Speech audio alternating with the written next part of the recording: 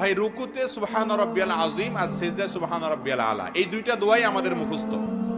মজার বিষয় হলো আমাদের নবী করিম সাল্লাল্লাহু আলাইহি সাল্লাম রুকুতে শুধু এই দুইটা দোয়াই পড়তেন না, আরো একাধিক দোয়া তিনি পড়তেন। কি পড়তেন আমরা অনেকে জানি না, একটু শুনে রাখি, চেষ্টা হলে মুখস্থ করি, মাঝে মধ্যে চেঞ্জ করি। রুকুতে সুবহান রাব্বিয়াল আযীম, সিজদা সুবহান রাব্বিয়াল আলার পাশাপাশি সুবহান কুদ্দুসুন রব্বুল মালাইকাতি ওয়ার রূহ, সুবহান কুদ্দুস রব্বুল মালাইকাতি ওয়ার রূহ, পবিত্রতা বর্ণনা করছি আল্লাহ রাব্বুল আলামিনের, যিনি ফেরেশতাদের রব পালনকর্তা এবং জিবরিলের পালনকর্তা। তো এইভাবে তাসবিহ পেশ করা, এটাও রুকু সিজদাতে সাবিত আছে।